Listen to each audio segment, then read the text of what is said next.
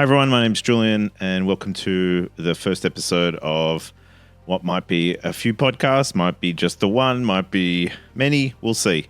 I'm currently in the process of releasing my, technically second album, but first album of Psy Trance, and I thought I would break down one of my tracks in FLSTUDIO, going through just some ways that I set up my kicks and set up my sounds and effects, and basically just me talking about, and just for this episode, maybe a bit of my background in music and just some of how I got to this point.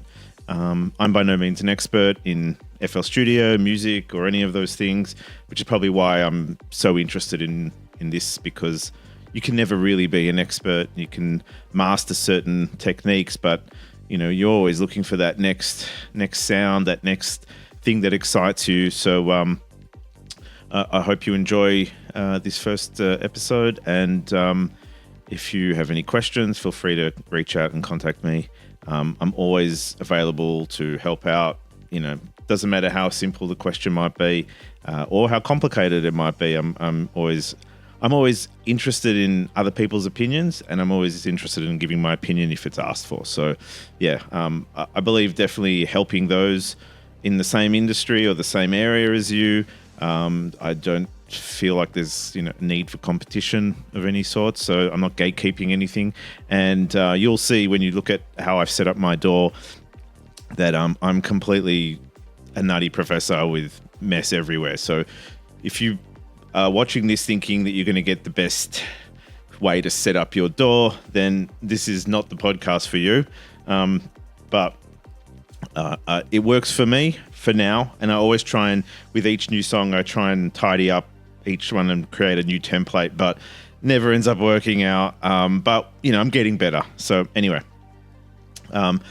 so I'll give you a bit of background on myself. I've been playing music all my life. When I was age 5, which is back in the 80s, my parents forced me to play classical piano, and I learned for about 5 years. We had a piano at home, and I spent a lot of time doing that, a lot of arguments, learning and practicing. But I'm glad that they pushed me because I've had music as my hobby for a long time. So till about age 10, I quit. 10, 11, I quit piano, but I was told I had to replace it with another instrument. And of course, when you're around 12, 13, the electric guitar, especially in the 80s, the late 80s, was what everyone was wanting to get into. And I picked up the guitar fairly quickly because I already had 5 or 6 years of classical piano sort of under my belt. So it was more about learning the technique of playing guitar. And so I sort of had an idea about music and the sounds and what I liked. But yeah, I played a lot of electric guitar. At that point, I think I played after school almost every night, 2-3 hours. It was not for me practice. It was just fun. So I did that for many years, where just every day after school, I'd just play, read magazines, guitar magazines, learning stuff, playing, making my own sounds and creating my own, teaching myself. I had some lessons, definitely went to guitar teachers, but at one point I just sort of, forget that. I'm going to just muck around, play, experiment. And that was probably my biggest growth in finding my own sound. Also back in the 80s, because we didn't have, internet and digital and all those things, what we did have was effects, guitar effects, pedals, and effects systems, and tape decks, and we had the Tascam Porter studios where you could put in a cassette tape. It'd split up the cassette into 4 tracks, and then you could make songs like that. So I experimented with all those things. Microphones and two cassette players, one playing backing track and one I would record on, and then so with the recorded one would have the backing track playing with my guitar playing on top of that. And that's where I learned sort of the very basic sort of mixing and an analog, I guess you could say, DAW. So around the 1990, 91, I had an Amiga 500, and that had the ability for, I think it's 8-bit audio, which was crazy at the time. And it had there was a software, I'm not sure if it was called, I can't remember the name, but it was basically a 4-track DAW with sound effects, and you could bring in samples, and you could even, sample your own stuff and bring it in. And I mucked around with that for a while, and that was great. That was like amazing. I couldn't believe what I was doing on the computer. And so, yeah, I did that for many years, played guitar. And then Fruity Loops came out, which was the first name of FLSTUDIO, and sort of took to that. I think played around with Rebirth and Reason a little bit as well before, or I can't even remember the chronological time. Either way, mucked around with whatever software I could, and I would say about 5 years ago, probably just before COVID, I said to myself, I've got to get back into audio production, and connected with FLSTUDIO, started like seriously relearning everything that I'd already sort of understood from previous attempts. I think back in 2009, I released an album where I used Fruity Loops exclusively to produce a guitar-based EDM or electronic. It was more like a experimental electronic. So anyway, you can find the songs on my SoundCloud, but there was a lot of samples, which means I could never release it properly. So, but there's some interesting music there, which I may take and redo with what I know how to do now. Anyway, so fast forward to after COVID, I spent a lot of time learning during COVID because I had the time, and I've been releasing music steadily for the last 3 years. And with each song, you can really hear the progression in sound quality, and obviously production and sound design and song design and all of that. So this album, it's called The Sixth Element, and I go through each element, essential elements of life, and try and write a song about each one of them. And I did that specifically because I wanted to set myself a goal. And setting a goal in music and in anything you really do is the only real way to push yourself along.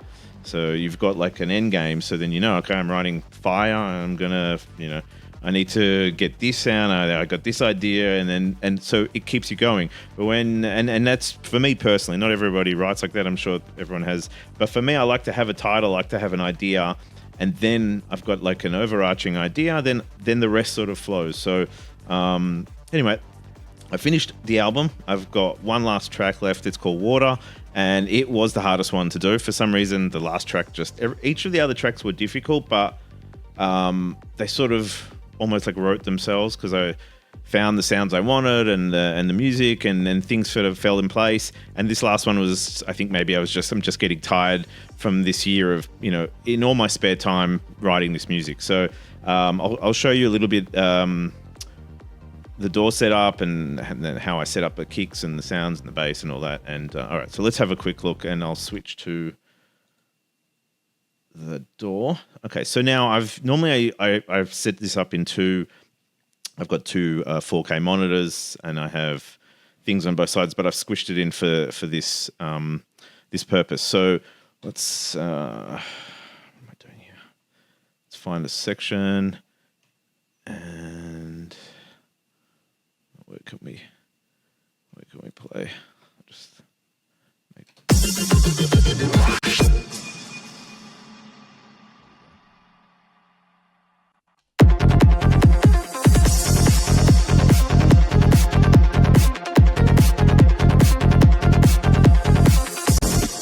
All right, so that's the kind of, I guess, style. My Psy Trance or progressive Psy Trance or whatever you want, whatever genre. My music is very much a storyline, start, verse, chorus, peak, maybe return back to the first chorus, so that there's sort of like an icon in each song that you can, come back to. I don't know how all artists decide to set out their songs. Some just bring in new sounds until the end, and some, this is just how I do it. So let's just quickly zoom in on the kick. I think because the kick and the low end for me was probably the hardest. And the way I set up my kick is I set it out in a piano roll, right? And right now, like, so on this, I have just it's called the Psy Trance kick in F minor, right? And then I have also it's a different kick, and I have it pitched higher, and that is the layer. So I've got that, and I've got that. And I've got them going to different mixer channels. So the high one. Well, let's go back to channel 5, which is, let me just move that. Channel 5. I have the low kick, and I have that stereo separation to merged. So I don't want the low end to be wide, and that's just, I think, the nature of the low end. It causes problems, and this is just a technique I picked up looking at some other YouTube tutorial, which I highly recommend you do. And I'll list some down the bottom of who I watched. I think In The Mix was probably that dude. Also has a similar story, decided to get into it, and he's become an FLSTUDIO expert. Not my thing, but thank God he exists, because I used him for almost everything to understand what's going on in FLSTUDIO. Even though things that I actually knew how to use or do, I needed to maybe a little bit more in depth on certain why you do this and why, so that I can understand why I'm doing it, and then how to use it properly. So yeah, from my understanding is the low end, we don't want it stereo, but the high kick part, which is this one, the very cute little pin drop sound, that you can put in a stereophonic. So stereophonic is, I think it was an invention, or it was discovered by a German scientist or audio scientist or whatever, and it basically discovered that the human hearing, if you delay a left or a right of the same sound by like 10 milliseconds, it sounds like it's in stereo. And that's just a trick on the brain. So I use the stereo shaper for that. And what you do is you've got the channel 6, you put the stereo shaper. I usually put it down at the bottom of this chain, not at the top. So it depends on, I'm also still not 100% sure how that they all interact with each other in that mixer setting for all the plugins and effects and whatnot. But I would think that you would want the stereo sound to happen after you've done all the effects. But that may also not work for you. You may want the stereo sound and then an effect after it. Just for me, and for this instance, that's where I put it. So here you can either delay it by, and you can see on the top left of the screen, it says 10.1 milliseconds. That should say 10, but whatever. I probably just quickly rushed it. So that's delayed to the right. So you get the kick and then the other kick, bang, bang, and that makes it sound like in stereo. And when you play it together, the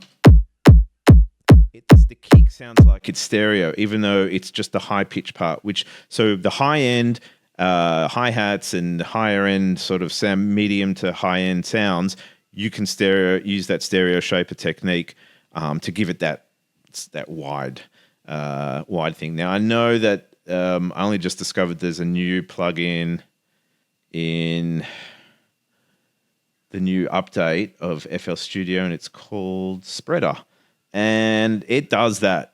It's different though, and it also, I've noticed, so you can spread things, separate them, and it gives you a sort of an idea of, by using this sort of, I guess, graph, it'll tell you how wide it's going. I noticed that it does also increase the volume quite significantly. So if you don't want to, and I'm guessing if it increases the volume, then it also it becomes like another stage of gaining.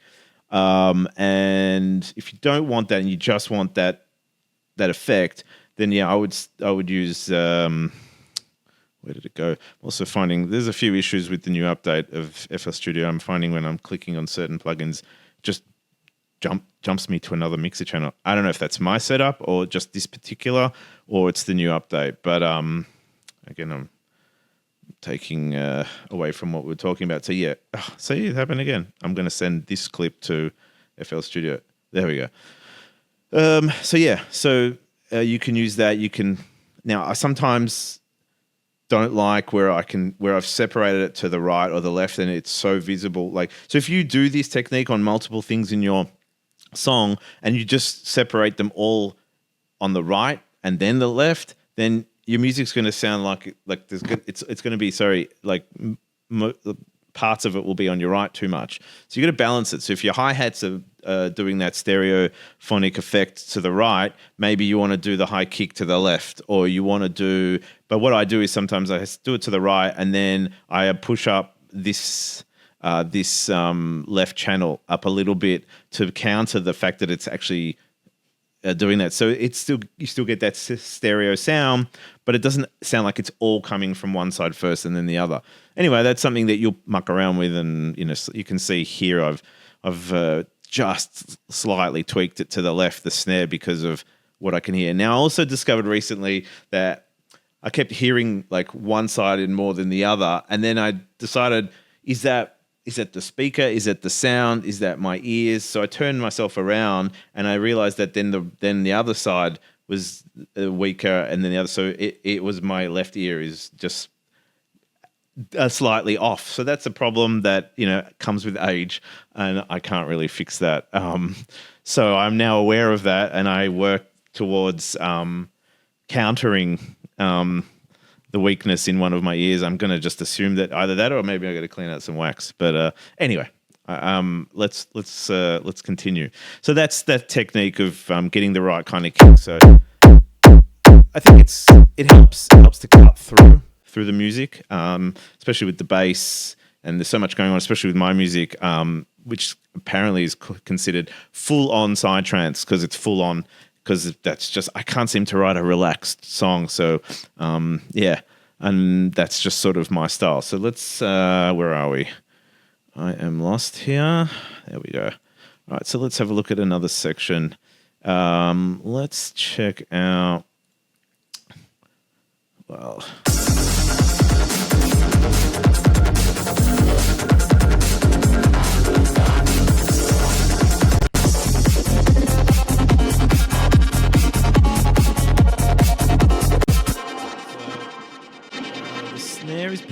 My snare is pretty basic. I like it. It has that late 80s, early 90s fake snare sound. And the reason why I do that is because I want it to really cut through. I found early on, if you listen to some of my early music, the snares, it doesn't sound like this. They sound like... they sound a bit weak. And obviously... a good snare needs a low end, but not too low. And obviously in Psy Trance, usually the snare ends up on the kick at the same time, so you get a really powerful kick. But my snare is pretty basic. It goes straight to the snare channel on the right here, and on the snare itself, I've got an EQ, which is hiding. So, and again, also, let me just close some of these things down. I'm going to close all plugins. I should know all these shortcuts, but I don't. I'm lazy. Where are we? Back to snare. Again, see, it keeps moving around. Okay, so I've got an EQ. Basic. That's just the basic EQ.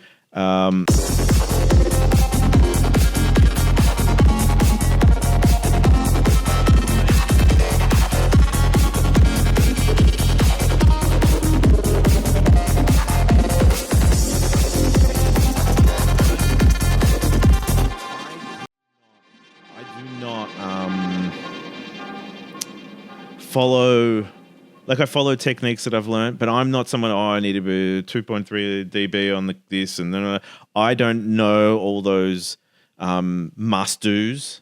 I just know what I like and what sounds good and what the end result is. So it is possible to write a song and produce a song and not know all the rules, right? Because then that's why music is so popular, especially now with audio production, why everyone's sort of getting into it, because you don't have to make the highest quality song in order to get hits. I've noticed that. I mean, you just have to go on TikTok and realize that it doesn't really matter. It's what people like and how quickly you can get it out. So while I'm definitely an old school kind of guy because I'm from that era, I need the song to be perfect for me.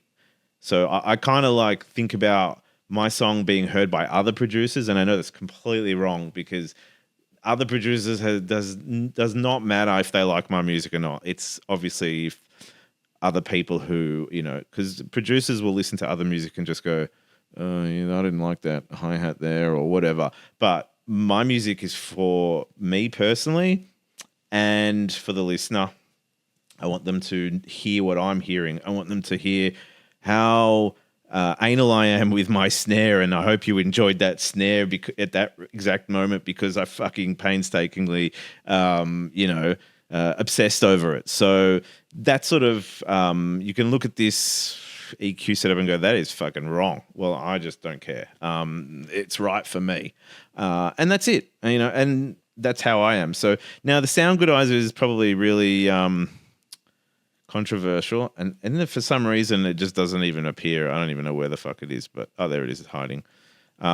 Here's a trick. If you don't want it hidden, you can go to detached, and then it's detached. It'll just stay wherever you put it, and that's it. But sometimes you got to switch them on and off, depends. But anyway, so the Soundgoodizer is, it's kind of like a boost. Like I guess it's like a gain boost, and then you really should be only using it. You wouldn't use it all the way up. It's unnecessary. And these 4 settings are slightly different frequencies. Nobody really knows. No, I'm joking. It's basically a Maximus plugin, which is this thing here, but without having to go through. And now you might be laughing because I've got a Maximus and a Soundgoodizer on at the same time. But it sounds good, so I don't know. I mean, I have mucked around a lot with Maximus, so I do understand parts of it quite well. And again, in the mixes, that guy has shown me how to use it all. But this is if you want to like a little boost, and it sort of just brightens things up. And sometimes I'll play and I'll switch it on and off, and yes, do I want to keep it on? Anyway, so a Soundgoodizer is basically a preset of Maximus, and Maximus can be used for like, just changing the EQ, and there are a whole lot of other things it can do, but you can use it for mastering as well. So anyway, that's on my snare. Obviously, the fruity stereo shaper is also, the snare is now to the right as well, so I've got that stereophonic going on that. And then I have a limiter, and that's it. And I probably don't need half these things. Because every time I create a track, and then if I like that track and I like the way it sounded, and then I will reuse it for another song and then grow on that and learn on that. So a lot of the things that are stuck in my setup are remnants from like the first track I did 3 years ago. And sometimes I go back to and go, oh yeah, I forgot about using that. I'll add that in and then make it better. So yeah, it's a big mishmash of things. So anyway. All right, so that's the snare. Hi-hat. My hi-hats are fairly simple. Here we go. That's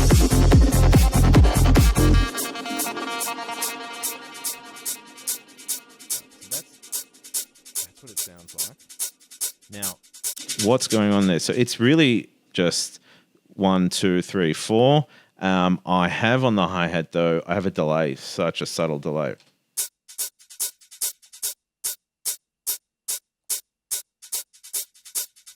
And then so that delay is basically, it's almost like just a faint ghost behind it, and that sort of helps to fill out that hi-hat, and it sort of keeps the song running in Psy Trance anyway, or for this particular song. You may want to have no delay. You may want it to be real crisp, and so if we were to...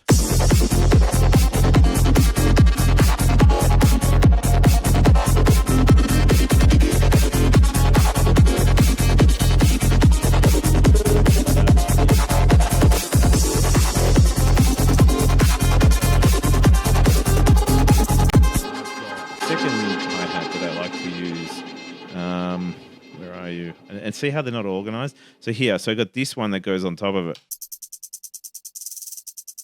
All right, and then if I...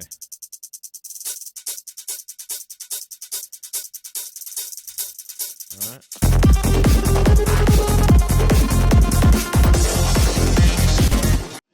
Right. So yeah, those are the different tricks, layering stuff, and that's what takes time is layering things, layering kicks, layering hi-hats, layering this and that. So it definitely, the little details that when you switch on and off you can't hear, but when the final song is finished and someone goes and puts it in their car and plays it, that's when those little touches make the huge difference. And that's what makes like a really good song as opposed to a poorly made song. It's those tricks that fill the airspace at the right place. Anyway, so let's see if there's anything else we can have a quick look at. I mean, this is just a very quick look at what I'm doing here. So let's have a look at some like music side of things. What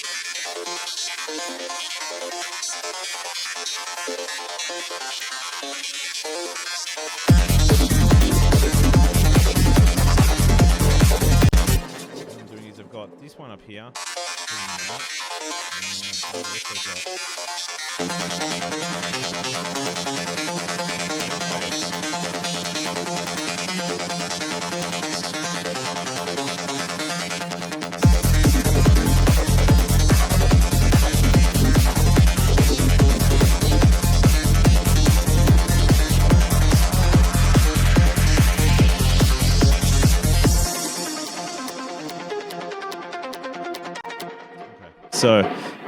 So that's what that is. I use Serum for a lot of it. I used to use a lot of, so this is Serum here, where I use Serum. Obviously, I got 4K monitors, so Serum starts real small, and I don't know if there is a way of, and maybe there is, but to have it always the right size. If you don't have a fast PC, and I do, this Serum can crash your song. So save often. I constantly save. I save iterations. I save it as 001, 002, 03. I don't care. Sometimes I'll do 00, 102, and then I go, I should go back to save 40 because I got the kick right there, but then I screwed it up further. More recently, I can get that kick back, and I go back to that. And even though there's ways of saving mixer setups and sound setups, for some reason I kind of prefer doing iterations. So, like when you see here, master 30, I finished it. I'm like, okay, I finished master, and I did master 001. And then I realized, no, I hadn't finished it. And I'm now at master 30, which I think I'm now finished. So that's the mental case way of being a producer that isn't, I'm not organized, and I'm producing for myself. I'm not producing, as a business. So it doesn't really, I can do it however I like. I don't have to be methodical, but people that obviously work in those big studios, they have to, plan out their day, and everything takes time and costs money. So they have to be super organized. And for me, I couldn't handle that. That would kill the love of this. So while I obviously would love to make money, a lot of money, but I'm just enjoying making music, and I love the technical side of things, and I love that, my music has never been done before. In terms of me personally, these songs, they've never existed in the universe, and that is the attraction for me. No one can tell me I did it wrong. That's it. And that's probably the best I could ever get in terms of ultimate freedom in expression. No one can tell me how to do things, why to do things. I'm not influenced by anything, or I can be influenced. It's totally up to me. Anyway, I hope you've enjoyed this. I know it's just me babbling on a bit and giving you a bit of insight into this track. I've enjoyed making it. That's for sure. And I'll let it play with, which section are we in here?